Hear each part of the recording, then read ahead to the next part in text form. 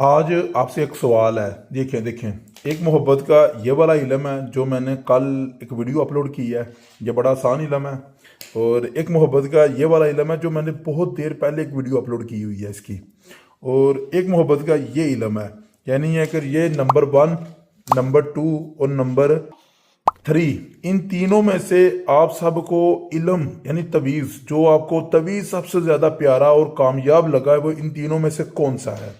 तो जो मुझे सही आंसर करेगा ना, उसका मैं एक काम बिल्कुल यानी फ्री में करूंगा। नहीं, झूठ बोल रहा है। यानी कि एक इल्म ये है, आसान इल्म है। और एक ये है, ये भी इल्म मैंने यूट्यूब पर अपलोड किया हुआ है, थोड़ा डिफिकल्ट है लेकिन ये भी असरदार है।